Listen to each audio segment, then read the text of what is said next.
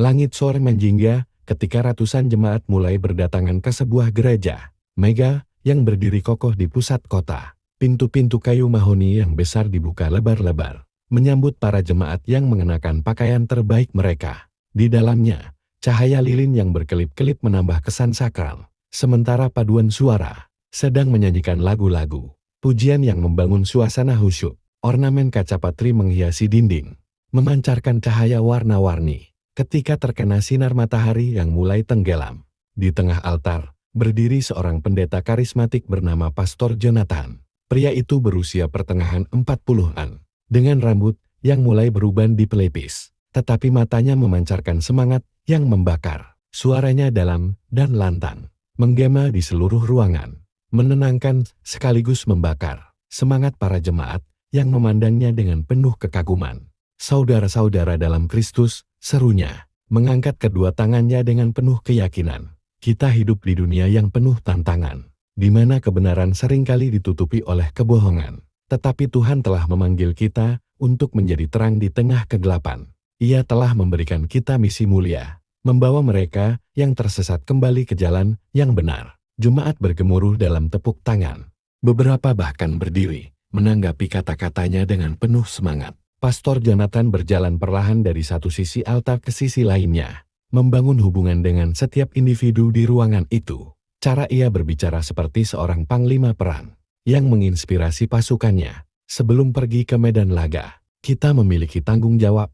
Lanjutnya, suaranya kini menjadi lebih intens. Ada saudara-saudara kita di luar sana yang masih berada dalam kegelapan. Mereka hidup tanpa mengenal kasih karunia Tuhan, tanpa memahami arti sebenarnya dari keselamatan. Hari ini, saya mengajak Anda semua untuk bergabung dengan saya dalam misi ini. Mari kita bawa mereka kembali ke pelukan Tuhan. Di sudut ruangan, seorang pria muda dengan wajah tenang mendengarkan pidato itu dengan seksama. Namanya Ahmad, seorang Muslim, yang kebetulan diundang oleh temannya untuk hadir dalam kebaktian ini. Ahmad adalah seorang mahasiswa teologi Islam yang suka mempelajari berbagai agama. Ia datang bukan untuk menyerang atau menantang, tetapi untuk memahami cara pandang yang berbeda. Namun, pidato Pastor Jonathan mulai membuatnya resah. Ada sesuatu dalam cara pendeta itu berbicara yang terasa seperti tantangan, terbuka terhadap keyakinannya. Saya percaya, lanjut Pastor Jonathan,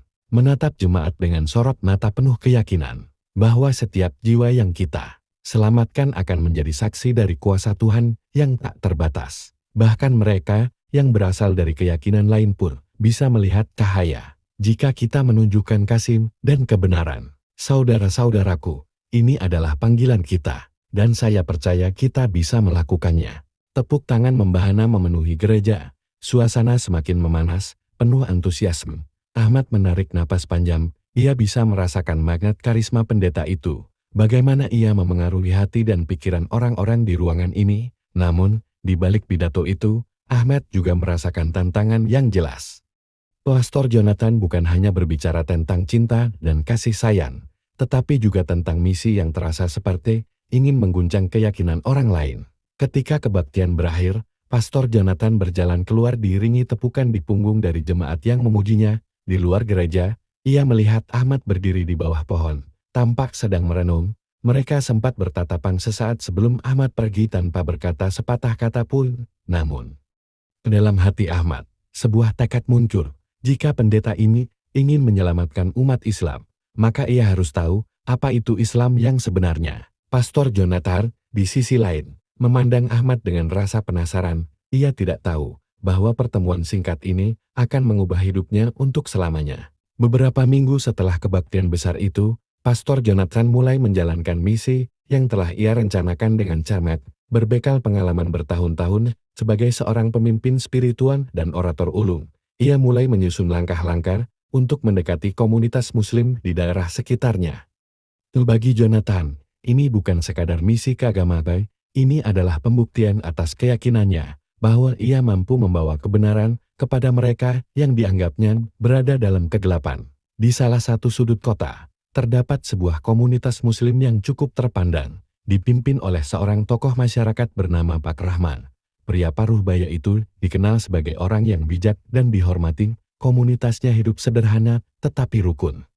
Dan masjid kecil mereka menjadi pusat kegiatan sehari-hari. Jonathan memutuskan untuk mendekati komunitas ini sebagai langkah awal. Dengan mengenakan pakaian sederhana, Jonathan menemui Pak Rahman di sebuah warung kopi di dekat masjid.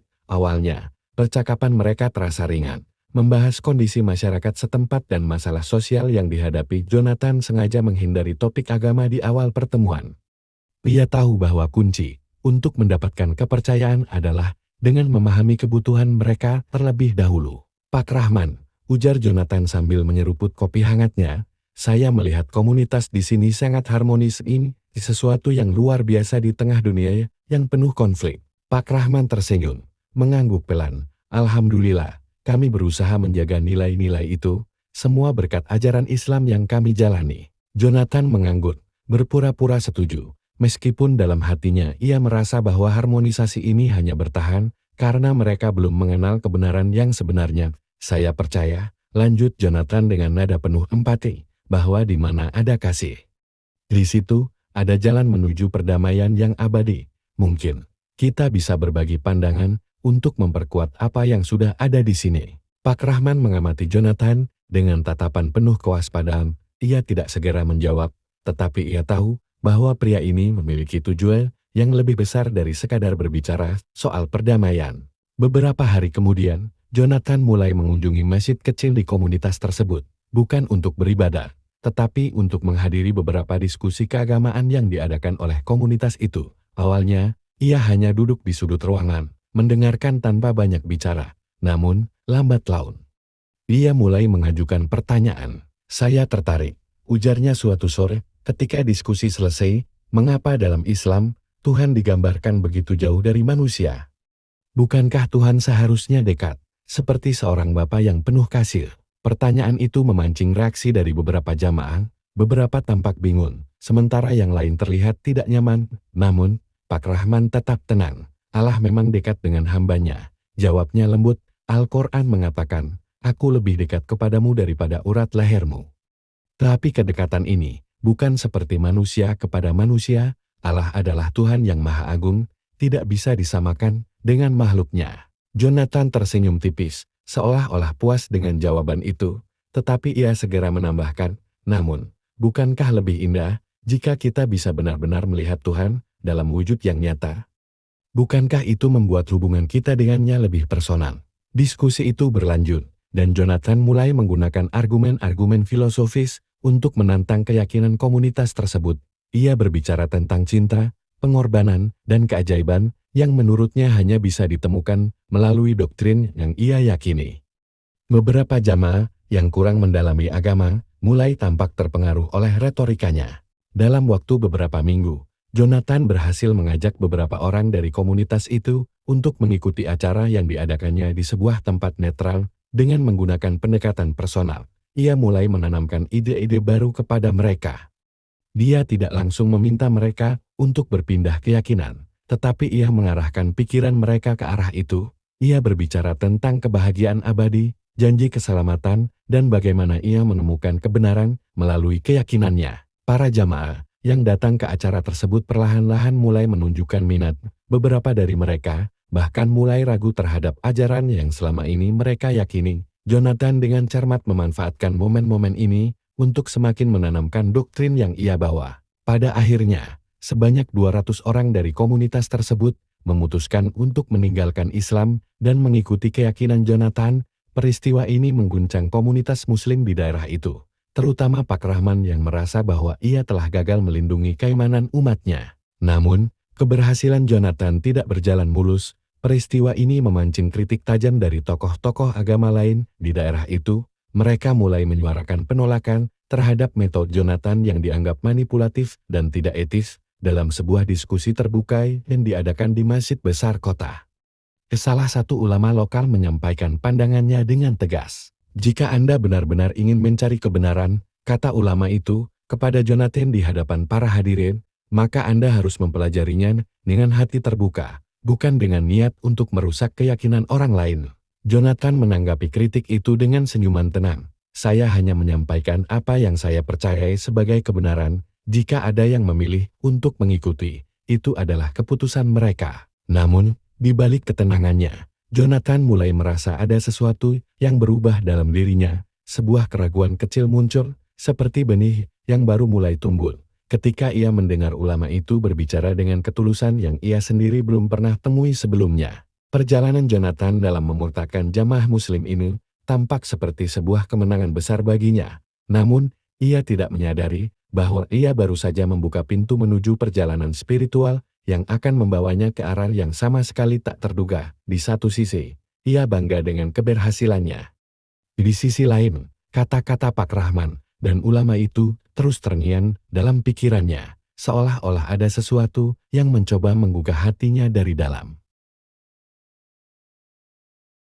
Di bawah gemerlap lampu kota, Jonathan kembali ke ruang pribadinya, membawa tumpukan buku dan sebuah Al-Quran yang sebelumnya diberikan oleh Pak Rahman. Dalam kesunyian malam, ia mulai membuka halaman pertama kitab itu, tanpa menyadari bahwa apa yang ia baca malam itu akan mengubah segalanya. Suatu pagi yang cerah, suasana masjid di komunitas Pak Rahman terlihat lebih sibuk dari biasanya. Para jamaah berdatangan dengan wajah penuh kekhawatiran. Berita tentang 200 orang yang memutuskan meninggalkan Islam telah menyebar luas, menciptakan gelombang kegelisahan di tengah masyarakat. Di tengah situasi itu, seorang ulama bernama Ustaz Karim, yang dikenal sebagai tokoh keagamaan terpandang di kota, tiba untuk menemui Pastor Jonathan. Pertemuan ini diatur oleh Pak Rahman, yang merasa bahwa hanya Ustaz Karim, dengan kebijaksanaan dan pemahaman mendalamnya tentang Islam, yang dapat berbicara dengan Jonathan secara terbuka. Pak Rahman meyakini bahwa diskusi yang tulus dan terarah bisa membuka jalan untuk mengatasi perbedaan pandangan ini. Di ruang pertemuan masjid, suasana terasa tegang. Jonathan duduk di satu sisi meja panjang, mengenakan setelan jas rapi, dengan Alkitab kecil di tangannya. Di seberangnya, Ustaz Karim dengan jubah putih bersih dan sorban yang melingkari kepalanya, memandang Jonathan dengan senyum lembut. Sorot matanya tidak menyiratkan kemarahan, tetapi rasa penasaran yang mendalam. Pastor Jonathan, sapa Ustaz Karim dengan nada tenang. Tapi bagaimana manusia bisa merasa dicintai oleh Tuhan yang tidak dapat mereka lihat atau sentuh? Ustaz Karim tersenyum lagi. Cinta kepada Tuhan tidak selalu harus terlihat dengan mata atau disentuh dengan tangan. Dalam Islam, cinta itu dirasakan melalui hubungan yang mendalam, melalui doa, ibadah, dan pengabdian. Ketika seorang muslim bersujud, ia merasa sangat dekat dengan Tuhannya. Karena ia mengakui kebesarannya dan ketidakberdayaannya sebagai makhluk. Jonathan terdiam, merenungkan kata-kata itu. Ia tidak dapat menyangkal bahwa ada sesuatu yang berbeda dalam cara Ustaz Karim berbicara. Tidak ada nada merendahkan, tidak ada kemarahan, hanya ketulusan yang membuat Jonathan mulai merasa tidak nyaman dengan keyakinannya sendiri. Bintang-bintang momen reflektif bintang-bintang. Diskusi itu berlanjut hingga lebih dari 1 jam. Jonathan, yang biasanya memenangkan perdebatan dengan argumen-argumen tajam, kali ini merasa seperti belajar dari seseorang yang tidak mencoba berdebat, tetapi mengajaknya untuk berpikir. Ada satu hal yang ingin saya sampaikan kepada Anda, Pastor, kata Ustaz Karim pada akhirnya. Islam bukan tentang memenangkan perdebatan, Islam adalah tentang menghubungkan hati manusia dengan Tuhannya. Jika Anda benar-benar mencari kebenaran, bukalah hati Anda, dan biarkan diri Anda belajar.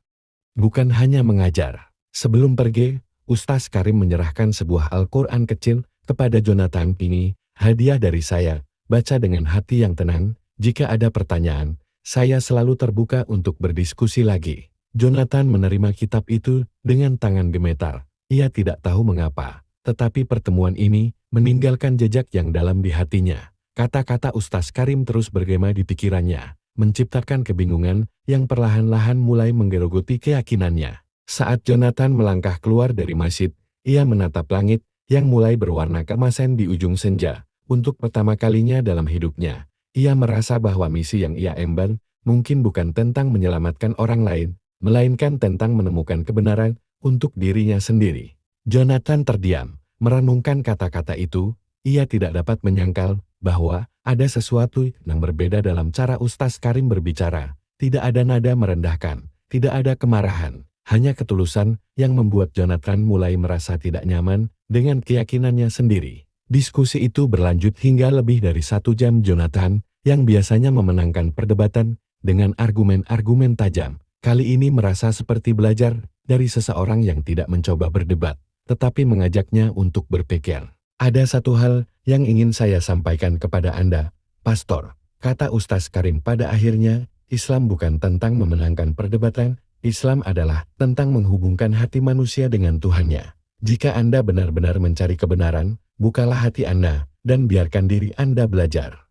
Bukan hanya mengajar. Sebelum pergi, Ustaz Karim menyerahkan sebuah Al-Quran kecil kepada Jonathan. Ini hadiah dari saya, baca dengan hati yang tenang. Jika ada pertanyaan, saya selalu terbuka untuk berdiskusi lagi. Jonathan menerima kitab itu dengan tangan gemetar. Ia tidak tahu mengapa, tetapi pertemuan ini meninggalkan jejak yang dalam di hatinya. Kata-kata Ustaz Karim terus bergema di pikirannya, menciptakan kebingungan yang perlahan-lahan mulai menggerogoti keyakinannya. Saat Jonathan melangkah keluar dari masjid, ia menatap langit yang mulai berwarna keemasan di ujung senja. Untuk pertama kalinya dalam hidupnya, ia merasa bahwa misi yang ia emban mungkin bukan tentang menyelamatkan orang lain, melainkan tentang menemukan kebenaran untuk dirinya sendiri. Malam itu terasa sunyi. Pastor Jonathan duduk sendirian di ruang bacanya. Hanya diterangi lampu meja kecil yang memancarkan cahaya kuning temaram.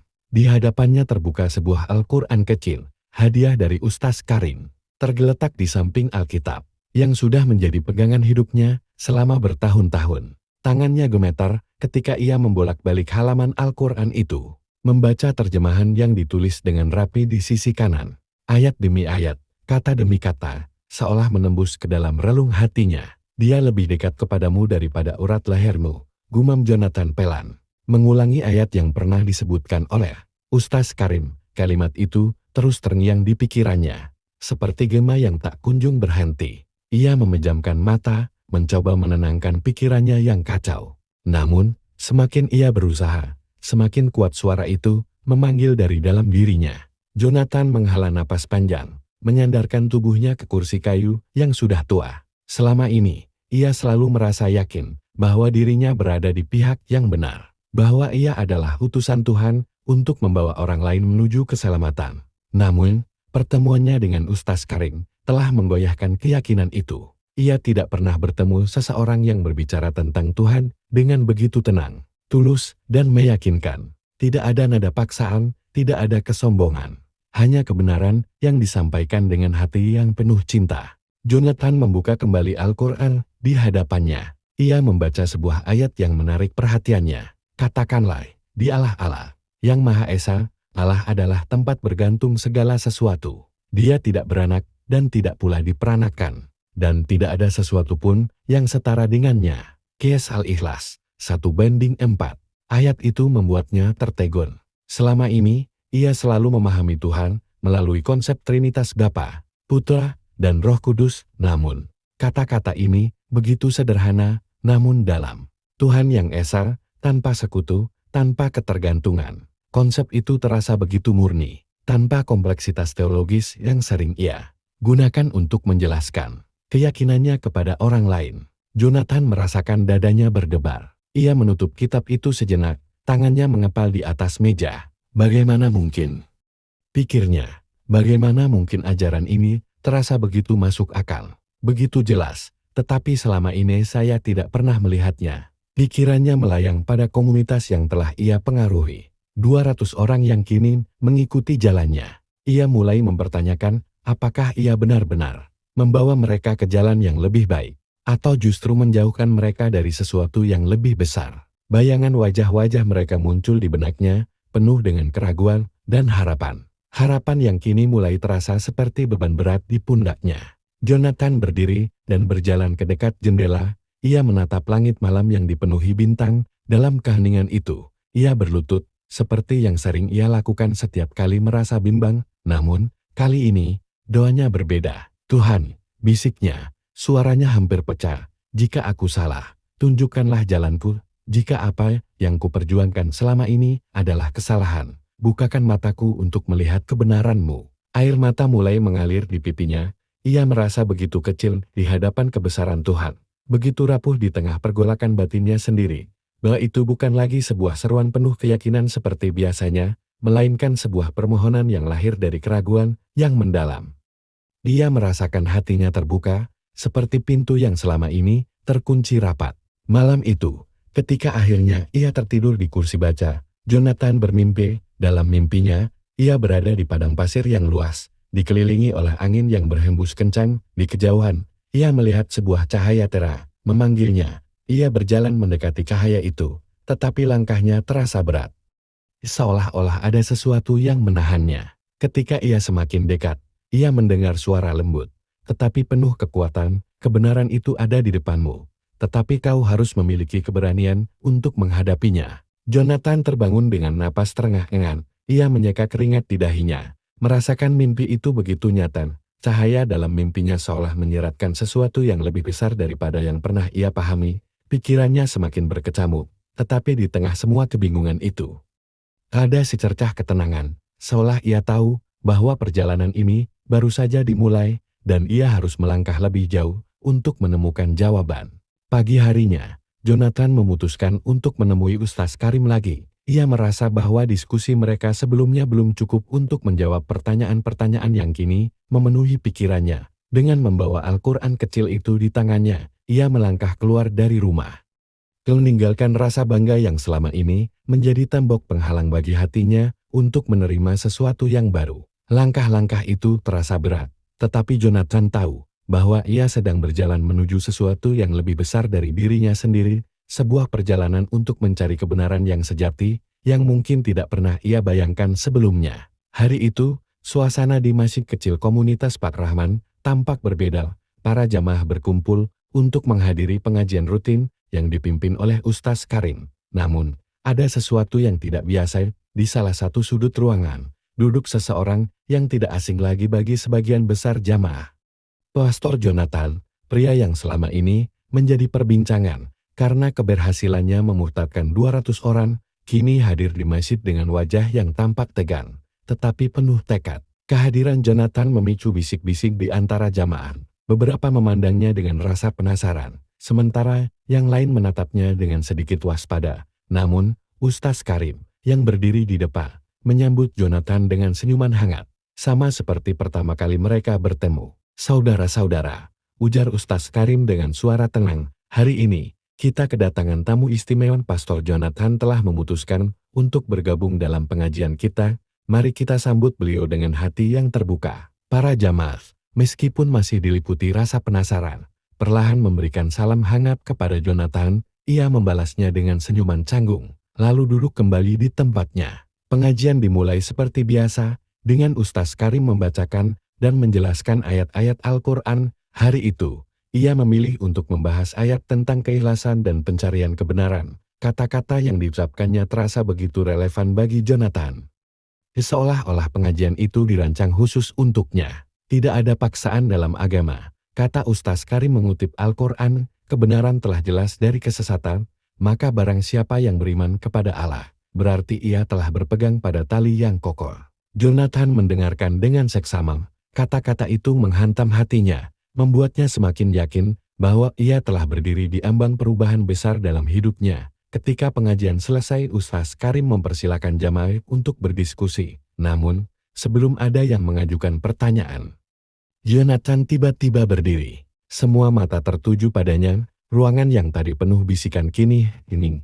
Dengan suara yang sedikit bergetar, Jonathan mulai berbicara. "Saudara-saudara, izinkan saya mengutarakan sesuatu," ujarnya. "Saya datang ke sini bukan untuk berdebat, bukan pula untuk mempertahankan keyakinan saya sebelumnya. Saya datang karena saya merasa telah menemukan sesuatu yang selama ini saya cari." Ia berhenti sejenak, mengumpulkan keberanian. "Selama ini, saya berpikir bahwa saya membawa kebenaran kepada kalian, tetapi dalam perjalanan saya justru menemukan kebenaran itu di tempat yang tidak saya duga dalam ajaran Islam." Para jamaah terdiam, menunggu kelanjutan kata-katanya. Beberapa terlihat terkejut, sementara yang lain mulai menitikkan air mata haru. "Saya telah membaca Al-Quran, berdiskusi dengan Ustaz Karim, dan merenungkan banyak hal. Saya tidak bisa lagi menyangkan apa yang hati saya rasakan hari ini. Saya ingin mengucapkan syahadat, ingin menjadi bagian dari kalian, ingin menjadi seorang muslim." Air mata mengalir di pipi Jonathan, suaranya bergetar. Tetapi ia tidak peduli. Ia merasa bahwa untuk pertama kalinya dalam hidupnya, ia telah mengambil keputusan yang benar-benar berasal dari hati. Ustaz Karim mendekati Jonathan dengan senyuman penuh kebahagiaan. "Saudaraku," katanya lembut, "ini adalah keputusan besar yang akan mengubah hidup Anda. Apakah Anda yakin dengan sepenuh hati?" Jonathan mengangguk tegas. "Saya yakin, Ustaz, dengan sepenuh hati." Ustaz Karim kemudian memandu Jonathan mengucapkan 2 kalimat syahadat. Suaranya mantap, meskipun sesekali terdengar terbata-bata. Ketika ia selesai mengucapkan syahadat, seluruh ruangan bergemuruh dengan takbir dari para jamaah. "Allahu Akbar! Allahu Akbar!" Jonathan tersenyum, air matanya terus mengalir. Ia merasa seperti seorang anak yang baru lahir kembali, dengan jiwa yang bersih dan hati yang penuh ketenangan. Para jamaah bergantian menyalami Jonathan, memeluknya dengan penuh kasih. Mereka tidak lagi memandangnya sebagai pendeta yang pernah memurtadkan saudara-saudara mereka, melainkan sebagai seorang saudara baru yang telah menemukan jalan hidayah. Jonathan merasa hangat di tengah pelukan mereka. Sesuatu yang tidak pernah ia rasakan sebelumnya. "Selamat datang, saudaraku," bisik Pak Rahman sambil memeluk Jonathan erat. "Allah telah memilih Anda untuk menerima kebenaran. Ini adalah anugerah yang luar biasa." Jonathan hanya mengangguk. Ia tidak bisa berkata-kata lagi, hatinya terlalu penuh dengan rasa syukur dan kebahagiaan. Hari itu menjadi awal dari perjalanan baru Jonathan sebagai seorang Muslim. Keputusannya tidak hanya mengguncang hidupnya sendiri, tetapi juga membawa harapan baru bagi komunitas yang sempat terguncang oleh perbuatannya. Jonathan tahu bahwa perjalanannya sebagai seorang Muslim tidak akan mudah. Tetapi ia yakin bahwa dengan iman dan ketulusan, ia dapat melaluinya dengan baik. Ketika malam tiba, Jonathan duduk sendirian di ruangannya, membaca Al-Quran yang kini bukan lagi sekadar sebuah buku asing baginya. Ia merasa tenang, merasa dekat dengan Tuhan, dan untuk pertama kalinya, ia merasakan cinta sejati yang selama ini ia cari. Beberapa minggu setelah Jonathan mengucapkan syahadat, komunitas Muslim yang sempat terguncang perlahan kembali menemukan kedamaian. Jonathan, yang kini dipanggil dengan nama barunya, Yusuf, telah menjadi bagian dari mereka. Ia mulai mengikuti berbagai kegiatan keagamaan, termasuk belajar, membaca Al-Quran, dan mempelajari salat. Bersama jamaah lainnya, semangatnya untuk mempelajari Islam begitu besar, seolah ia ingin mengganti setiap kesalahan masa lalunya dengan kebaikan. Namun, Yusuf tidak berhenti di situ. Ia merasa bertanggung jawab untuk memperbaiki apa yang telah ia lakukan. Ia mendatangi 200 orang yang telah meninggalkan Islam karena pengaruhnya, berbicara dengan mereka satu persatu. Dengan rendah hati, ia mengakui kesalahannya dan mengajak mereka untuk mempelajari kembali Islam dengan hati yang terbuka. Beberapa orang menerima ajakannya, sementara yang lain memilih untuk tetap pada keyakinan mereka. Yusuf menerima semua itu dengan lapang dada, percaya bahwa hidayah adalah hak prerogatif Allah. Di masjid kecil komunitas Pak Rahman, Yusuf sering terlihat mengajar anak-anak membaca Al-Quran. Ia tidak lagi berbicara dengan retorika yang berapi-api seperti dulu, tetapi dengan ketulusan seorang pembelajar yang ingin berbagi. Ustaz Karim, yang menjadi mentornya, sering tersenyum melihat perubahan luar biasa yang terjadi pada pria itu. Suatu sore, saat Yusuf selesai mengajar, ia duduk di teras masjid, menatap matahari yang mulai tenggelam. "Aku tidak pernah menyangka perjalanan ini akan membawaku ke sini," gumamnya pelan. Ia merasa hidupnya kini penuh dengan kedamaian yang selama ini ia cari. Tidak ada lagi ambisi untuk mengubah orang lain. Hanya ada keinginan untuk terus belajar, memperbaiki diri, dan membantu orang-orang di sekitarnya dengan cinta dan ketulusan. Hari itu, Yusuf menyadari bahwa perjalanan hidupnya bukanlah tentang membawa orang lain kepada keyakinannya, melainkan tentang menemukan kebenaran dan menyebarkan kasih sayang kepada semua makhluk. Ia telah menemukan kedamaian, dan ia berjanji akan menjaga cahaya itu untuk selamanya.